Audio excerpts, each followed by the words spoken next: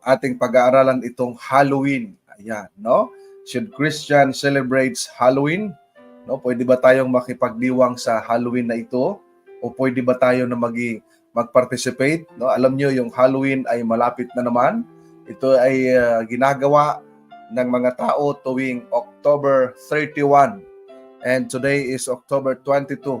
At ito po'y pina-advance sa ating talakayin para may bahagi nila at may advance ang mga tao at malaman nila kung ano yung mga katotohanan tungkol dito.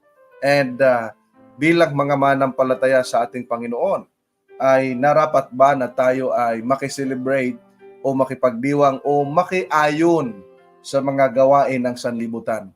Ating pag-aaralan ito para mayroon tayong idea, ano ho, mga minamahal na mga kaibigan at mga kapatid. That's why, share mo ito. Ano ho, share mo dahil malaking tulong. Pwede nyo rin i-mention o at followers ang inyong mga friends dito sa ating live. Should Christian celebrate Halloween? Ayan. Ito ba ay pwede sa atin? Okay. So atin na pong sisimulan dahil mahaba-haba ito. Sabi rito ay, remember the word Halloween. No? The Bible does not mention Halloween. Okay? Yan ang introduction natin. Hindi nagbabanggit dyan. Ito ay isang holiday na ino-observe at sineselebrate ng mga tao tuwing October 31, isang beses sa isang taon. At ito po ay may mga history at origin at ilan lamang sa ating mga babanggitin na mga bagay na ito. Ito kaya ay biblical? Ito kaya ay narapat sa mga Kristiyano? At unahin natin mga kapatid ko, gusto kong ibahagi sa inyo itong mga biblical passages na dapat nating malalaman. Ang tao ay napapahamak. Unang-una dahil sa kawalan ng kakulangan ng kaalaman. Okay? Sabi nga ng Panginoong Diyos ay, my people are destroyed for lack of knowledge. Okay? Bakit napapahamak ang tao, ang kanyang bayan? Dahil sa kulang sa kaalaman. Kaya, ang sabi doon ay lamang ang may alam. Di ba? At itong kaalaman na ito ay malaking tulong para tayo ay magkaroon ng idea. Ano ho? So, sabi ng Panginoong Diyos, my people are destroyed for lack of knowledge. At sabi po sa isa pa, sa tinatawag nating Kawikaan 5:23, siya ay mamamatay sa kakulangan ng disiplina. Di ba? Dahil sa kanyang kahangalan ay naliligaw siya. Yung una, lack of knowledge, dito naman ay lack of discipline. Di ba? So dapat ito ay atin pong pagnilay-nilayan. May mga tao nagsasabi rin naman na okay lang yan, hindi naman hindi naman mabigat na issue, di ba? Yung bang minsan ay ang mali ay pinagmumukhang tama at ang tama ay mali, no? Ay binabaliktad. Sa Biblia ay pinagbabawal din ito. Sabi nito ay sa aba nila na nagsisitawag ng mabuti ay masama, no? Sa sa Isaiah 5:20. At ang masama ay mabuti, na inaring dilim ang liwanag at liwanag ang dilim, na inaring mapait ang matamis at matamis ang mapait. Ayun ay mga nakakalungkot, ano? Yan na binabanggit dito na kaawa-awa, no? Yung mga tao ginagawang tama ang mali at ang mali ay tama. Ginagawang liwanag ang dilim at ang dilim ay liwanag, di ba? At ang mabuti ay masama at ang masama ay mabuti. May mga taong ganun, di ba, mga kaibigan? Kaya pag-aaralan natin yung mga bagay na ito. Ito yung ilang mga tinatawag natin ng mga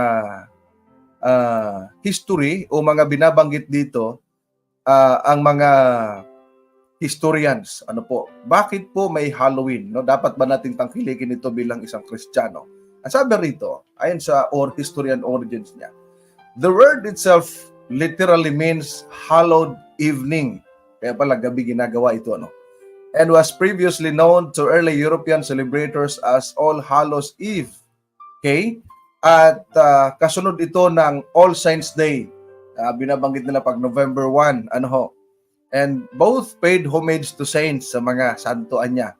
This name was actually eventually shortened to Halloween, which we know and love to this day. Ayan, di ba? Yung kanilang minamahal at sineselebrate ngayon.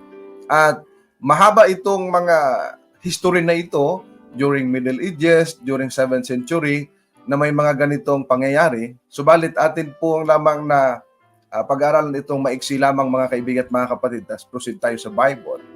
Ang sabi po rito ng isang aklat na Catholic Customs and Traditions, ito aklat na ito. Ayan, ito. Ang sabi dito, yung aklat? Pwede. Ang sabi dito sa kanilang aklat, para inyong makita, yan, yung aklat na yan. The Feast of All Saints, still a holiday on November 1. Ayan, kita ninyo? Isang banal na arawan niya ng November 1. So kahit anong araw yan papatak, banal yan para sa kanila. Began in early centuries as a catch hole, remembering martyrs whose names were not known and who therefore did not have their own festivities. Okay, yun ang kanilang ginagawa. It was introduced in Rome on May 30, 610, sabi rito, as the Feast of All Holy Martyrs by Pope Boniface IV. Ayan, Boniface. The occasion was a gift of the ancient pagan temple, ayan, pagan temple, of the Pantheon to the church by the Roman Emperor Phocas. Ayun. So yun ang pinanggalingan, ang sabi rito.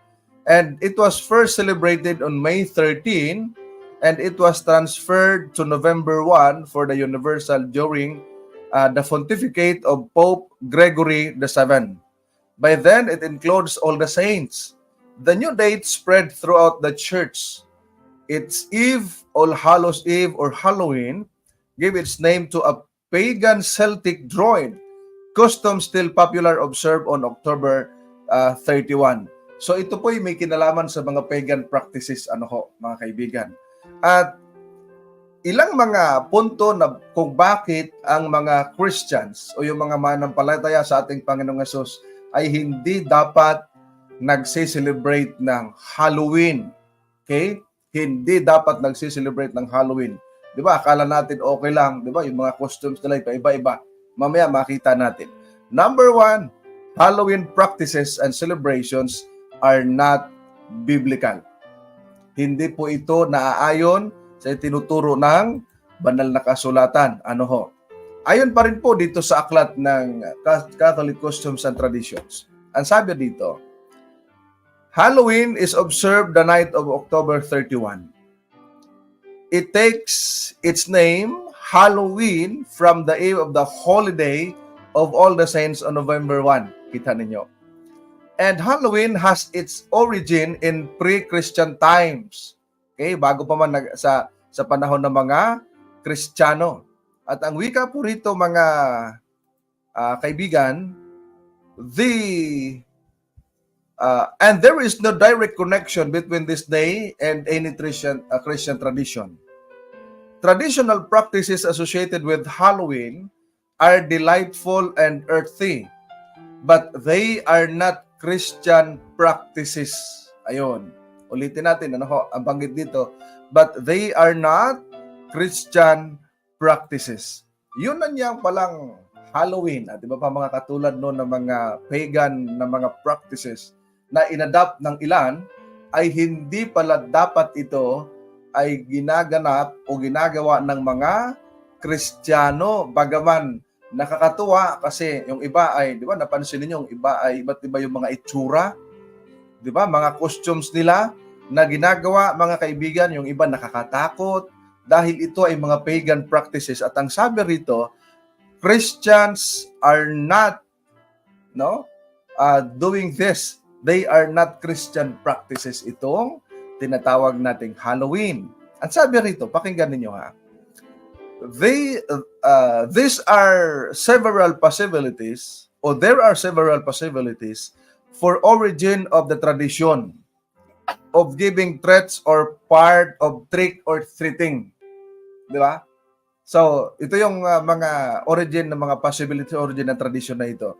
It was a belief among the Celts that on this night, evil spirits, remember this, evil spirits, demons, and witches roam freely to breed their season of winter darkness. So, binanggit ho dito, na pinaniwalaan ng mga Celts, na sa gabi ng October 31, yung mga espiritu ng demonyo, no, ng diablo, espiritu ng demonyo, ng mga demonyo, ng mga aswang, ng mga mangkukulam, ayan, at ng iba't iba pang mga forms of tinatawag nating evil or darkness, ay ang sabi rito ay naglilibot sila.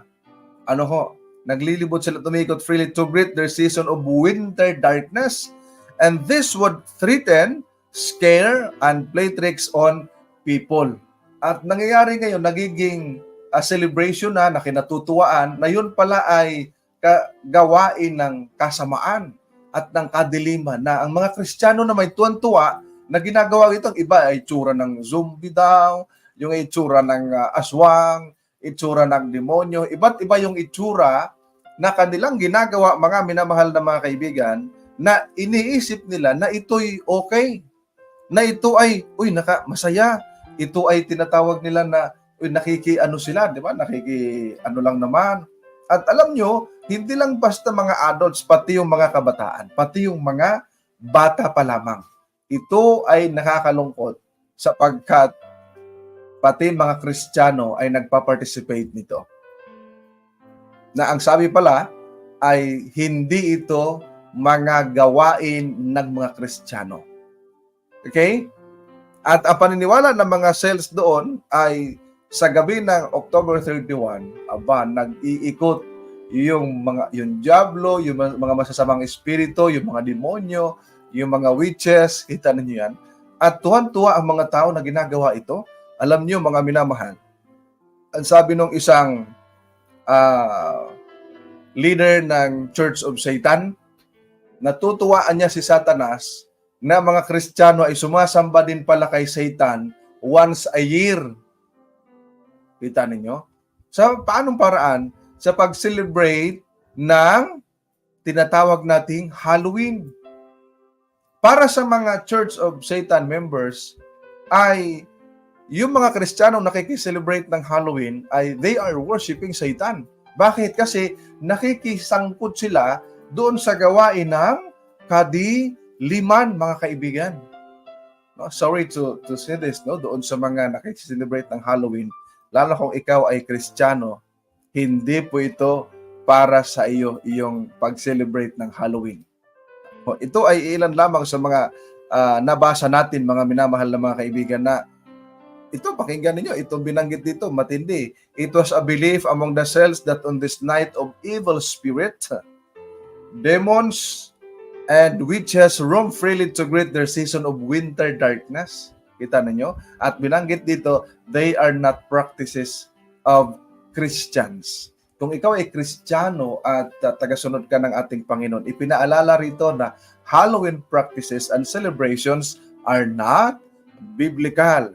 Alam nyo ba na yung paglilibot at pag-iikot ng mga masamang espiritu ay nasa Biblia din po yan? Ano ho? Ang sabi dito sa unang Pedro, Kapitulo 5, versikulo 8, ay may pinag-iingat tayo sa bagay na yan, mga kaibigan. Pakinggan ninyo. Ang sabi po riyan, magpakatino kayo, magbantay kayo. Ang diablo na inyong kaaway ay tulad ng liyong gumagala at umuungal na humahanap ng kanyang malalapa. Ayun. Dito po sa talatang binanggit at binasa natin ay ipinaalala sa atin na maging mapagmatsyag tayo. Maging mapagbantay. Baka yung inyong pinasok na celebration ay celebration na nagsiselebrate sa kadiliman. Okay? Nagsiselebrate sa kadiliman, nagsiselebrate sa kasamaan, at nakikisangkot ka doon. At ang sabi roon ay sa gabi ng October 31 ay umiikot, no? At ang sabi doon ay gumagala yung mga masasamang espiritu, yung mga witches, no? Yung mga demons ay lagot.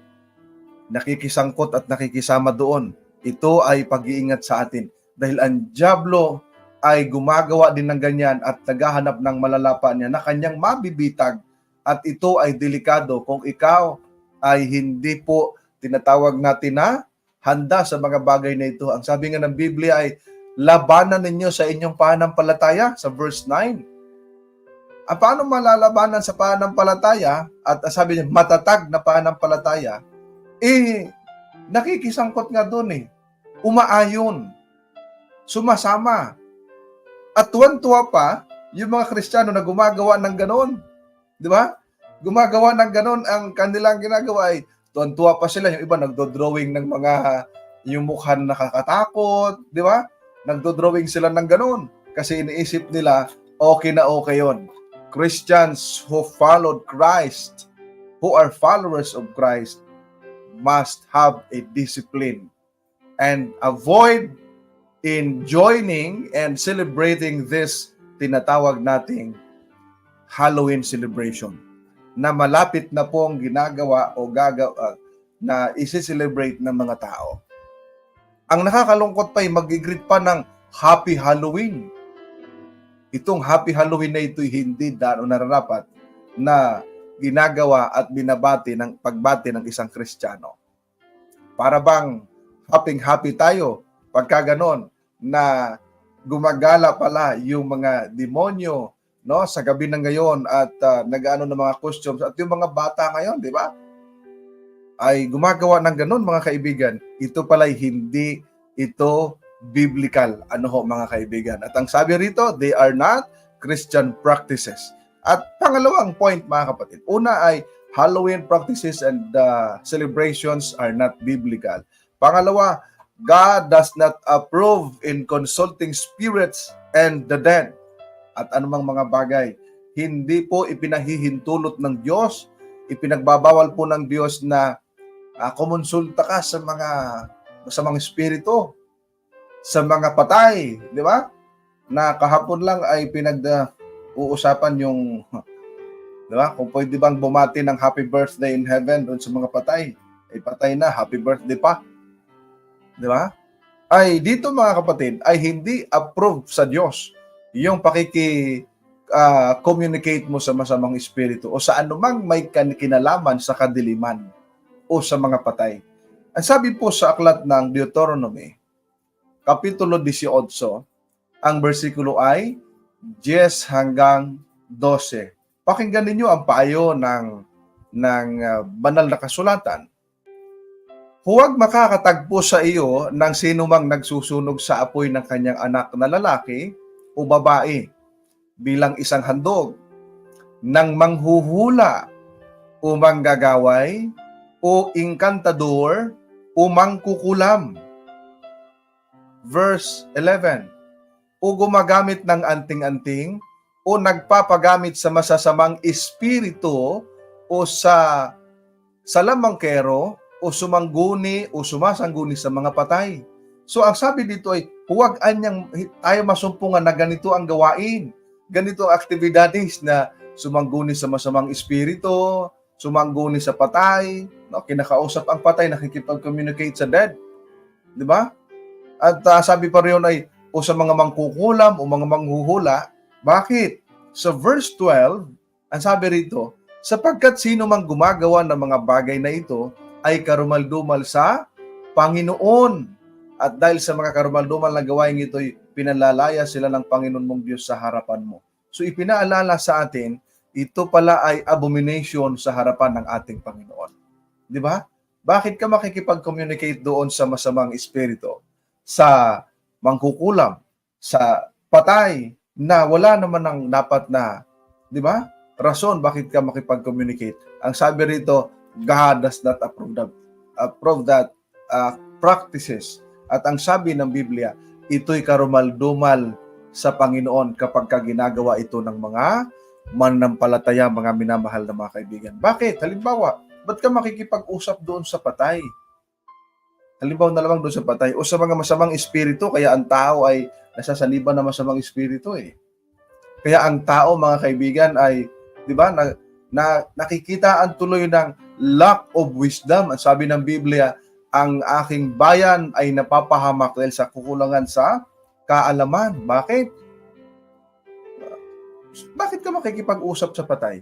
Ang sabi ng Biblia, ang patay ay wala nang nalalaman na anumang bagay. Sa Ecclesiastes chapter 9 verse 5, ang sabi roon ay nalalaman ng mga buhay Lagay natin sa screen.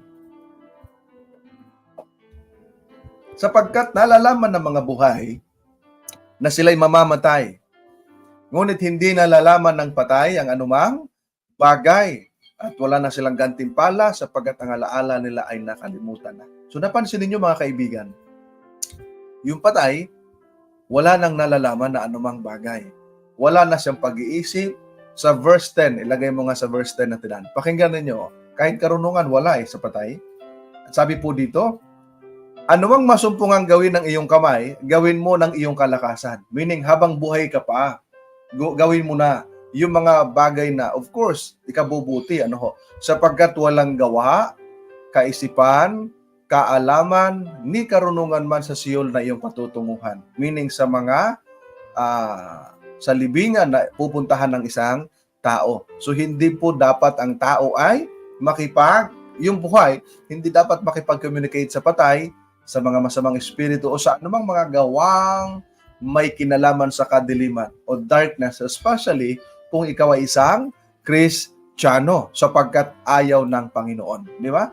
Hindi ba dapat na ang tao ay makipagsangguni sa Diyos na buhay, sa Diyos na makapangyarihan sa lahat? Dapat doon ang sabi sa Isaiah 8:19. So, una, mga kaibigan, Halloween practices and celebrations are not biblical. Second one, God does not approve in consulting spirits and the dead and mga iba't iba pang mga tinatawag nating mediums ng kasamaan. Number 3, ang Halloween kasi ay nagpo-promote ng evil and darkness.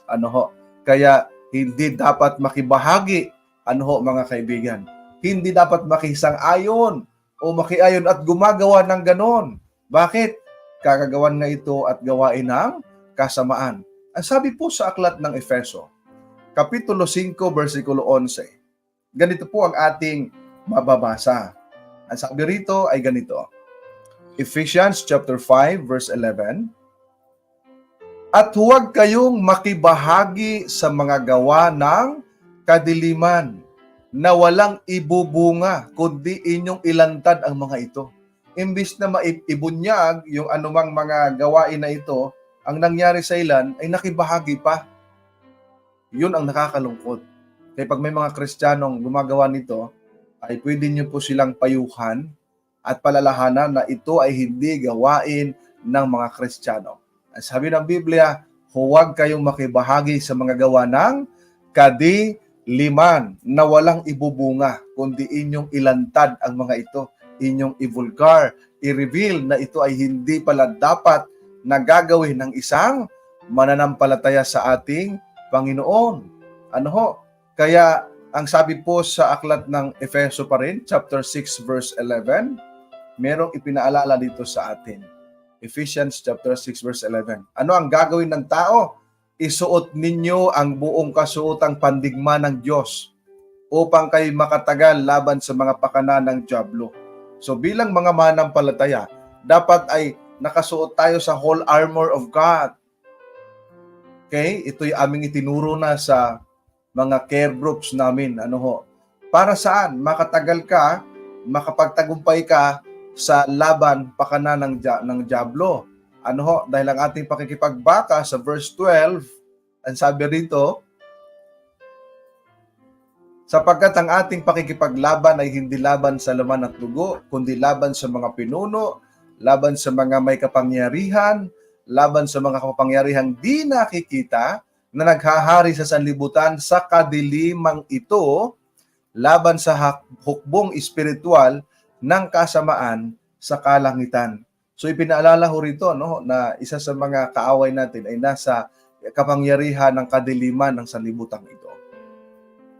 At hindi tayo dapat makibahagi doon sapagkat ang sabi roon mga kaibigan ay ito'y gawa ng kadiliman, kundi ating ilantad ang mga ito para malaman ng mga tao na ito pala mga ganitong gawain ay hindi dapat sa mga Kristiyano. Hindi dapat mga kaibigan. Ano po ang pang-apat? Dahil ang oras natin ay napakabilis. Ang sabi rito sa pang-apat ay, we are called to be the light and not to live in darkness. Di ba?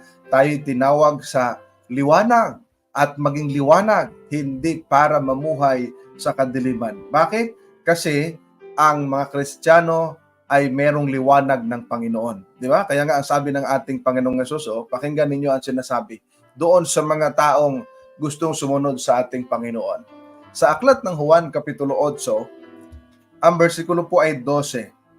John chapter 8 verse 12, 8 verse 12. Ang sabi dito, muling nagsalita sa kanila si Jesus, ako ang ilaw ng sanlibutan. Ang sumusunod sa akin ay hindi kailanman lalakad sa kadiliman, kundi magkakaroon ng ilaw ng buhay. Ano po ang sinabi rito, mga kaibigan at mga kapatid? Ang sabi rito, muling nagsalita sa kanila ang Panginoong Hesus. At ano ang sinabi ng Panginoong Hesus? Ako ang ilaw ng sanlibutan. At ang sumusunod sa akin ay hindi lalakad sa kadiliman.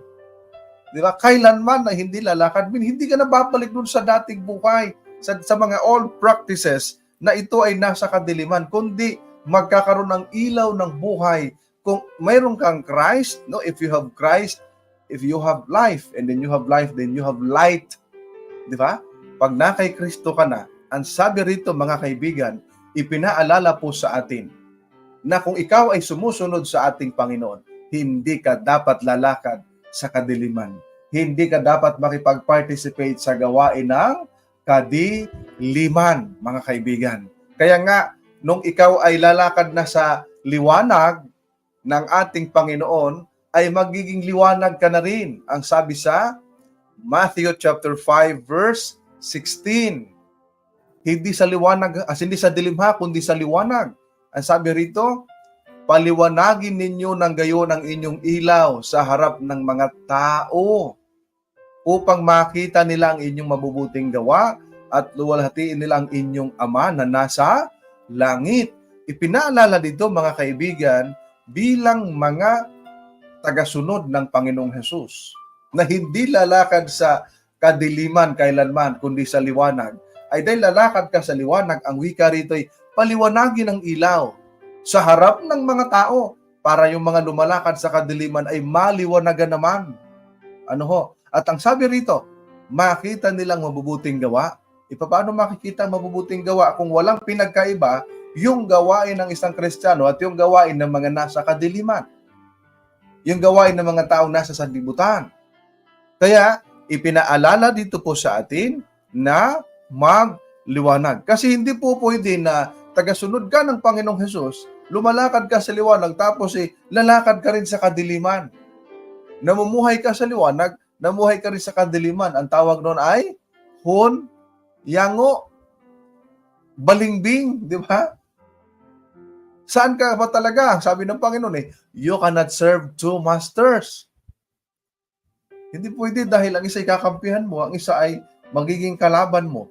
Mga kaibigan at mga kapatid, huwag po kayong magagalit. Ito'y paalala lamang bilang mga tagasunod ng ating Panginoon. Dapat ibandera ang magandang mga katuruan ng Panginoon. Ano ho? Ang mga aral ng Panginoong Hesus, hindi yung ibandera at makikiayon doon sa gawa ng sanlibutan. Ang sabi nga sa unang Korinto 10:21 at 22, tingnan ninyo kung makikiayon ka sa gawa ng kadiliman. Unang Korinto 10:21 at 22. Sabi rito, hindi ninyo maiinuman ang kupa ng Panginoon at ang kupa ng mga demonyo. Sabi po rito, ano ho? At ang sabi rito, kayo'y hindi maaring makisalo sa misa ng Panginoon at sa misa ng mga demonyo. Verse 22, o atin bang papanibughuin ng Panginoon? Tayo ba'y higit na malakas kaysa Kanya?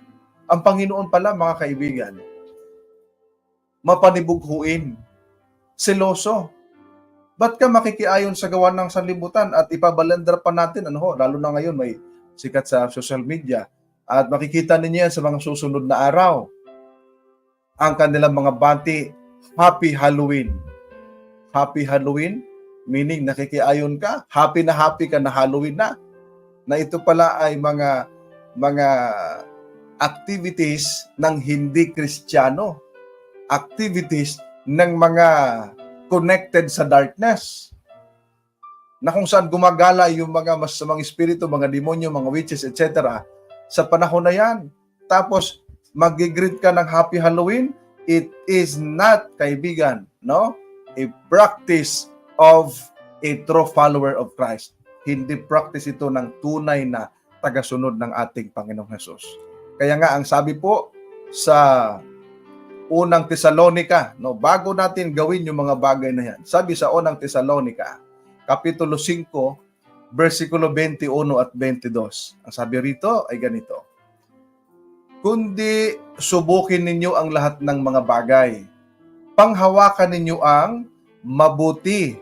Verse 22, layuan ninyo ang bawat anyo ng kasamaan.